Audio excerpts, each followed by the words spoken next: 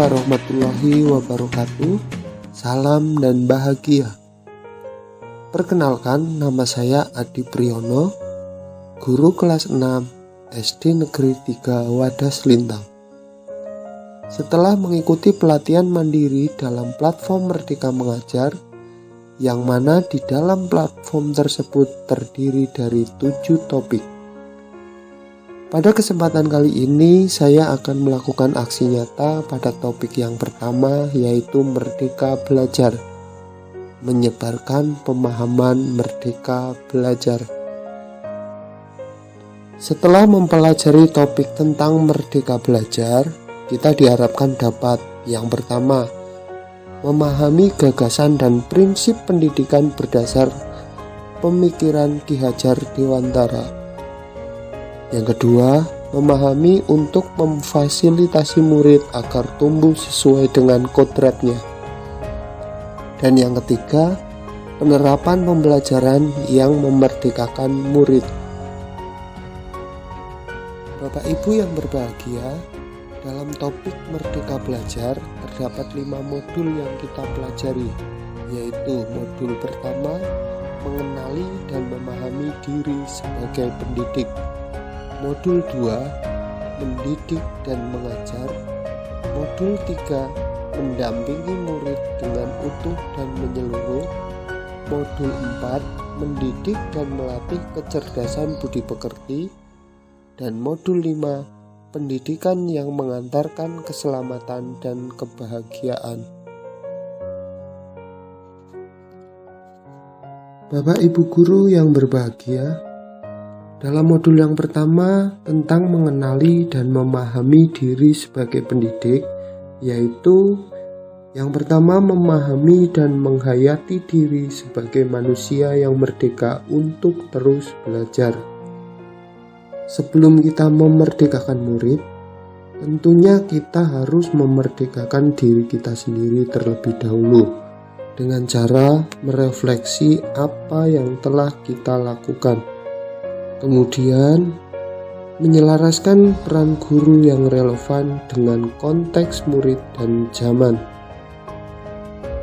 Bertutur kata lembut, mendengarkan pendapat, memotivasi untuk gemar dan senang belajar. Lantas, bagaimana cara mendidik dan mengajar pada kurikulum Merdeka Belajar? Perlu kita ketahui bahwa sistem pengajaran pada zaman kolonial yang masih kita pakai sekarang perlu kita rubah. Sistem pengajaran tersebut diantaranya: yang pertama, meminta murid berdiri di depan kelas saat lalai mengerjakan tugas. Yang kedua, murid duduk rapi menghadap ke depan kelas dengan hening. Melakukan perankingan berdasarkan nilai pengetahuan, menyeragamkan dalam pembuatan tugas, serta memukul murid karena tidak mengerjakan tugas. Selanjutnya modul yang ketiga, yaitu mendampingi murid dengan utuh dan menyeluruh. Nah, dalam proses pendampingan terhadap murid, kita harus menyesuaikan dengan kodrat keadaan, yang mana kodrat ini terbagi menjadi 2, yaitu kodrat alam dan kodrat zaman. Kodrat alam berkaitan dengan sifat dan bentuk lingkungan di mana anak-anak kita berada. Sedangkan kodrat zaman berkaitan dengan misi dan irama, yakni disesuaikan dengan zaman anak tersebut berkembang. Dalam hal ini tidak ada individu yang sama, dan zaman selalu bergerak dinamis. Menurut Ki Hajar Dewantara, dalam melakukan pembaharuan yang terpadu, hendaknya selalu diingat bahwa segala kepentingan anak-anak, baik mengenai hidup diri pribadinya maupun hidup dalam kemasyarakatannya, jangan sampai meninggalkan kepentingan yang berhubungan dengan kodrat keadaan, baik alam maupun zaman. Dalam mendampingi murid, guru juga harus menerapkan asas trikon, yakni kontinu, konvergen, dan konsentris. Asas trikon dianggap menjadi jawaban yang tepat untuk menuju pembelajaran yang berpihak pada murid. Kontinu, yakni pengembangan secara berkesinambungan dilakukan secara terus-menerus dengan perencanaan yang baik. Konvergen berarti pengembangan yang dilakukan dapat mengambil dari berbagai sumber di luar, bahkan dari praktik pendidikan di luar negeri.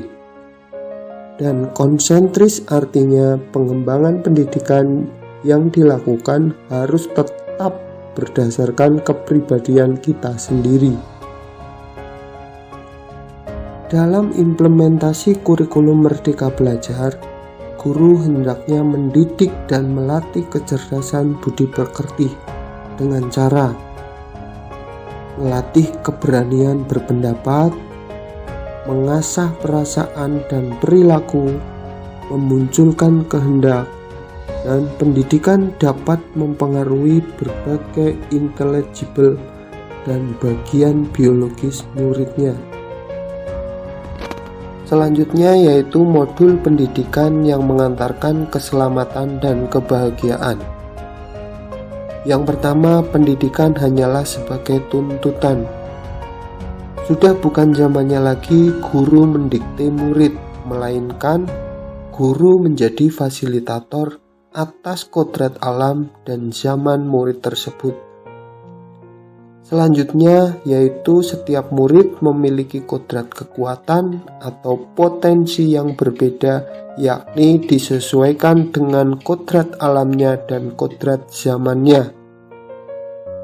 Selanjutnya, pendidikan tidak dapat berkehendak atas kodrat kekuatan dan potensi murid. Kemudian menerapkan sistem Among dan semboyan Ki Hajar Dewantara, yakni ing ngarsa sung tulada, ing madya mangun karsa, tuturi handayani. Selanjutnya menerapkan pembelajaran proyek serta digitalisasi pembelajaran. Terdapat trisentra pendidikan, yakni pertama adalah keluarga, karena keluarga adalah pendidikan pertama untuk seorang anak. Keluarga tempat seorang anak tumbuh sangatlah berpengaruh terhadap pendidikan seorang anak. Pendidikan keluarga menjadi dasar pendidikan seorang anak, terutama dalam nilai-nilai agama, bersikap, dan berperilaku budi pekerti, dan cara pandangnya terhadap segala sesuatu. Yang kedua yaitu sekolah. Sekolah adalah rumah kedua bagi anak-anak yang menyediakan berbagai ilmu pengetahuan, keterampilan, budaya, dan juga budi pekerti. Selanjutnya adalah masyarakat atau pergerakan pemuda.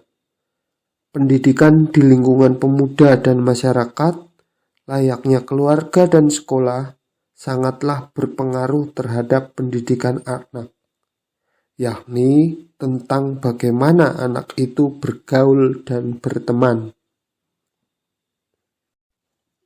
Demikian pemaparan topik Merdeka Belajar dari saya. Wassalamualaikum warahmatullahi wabarakatuh. Salam dan bahagia.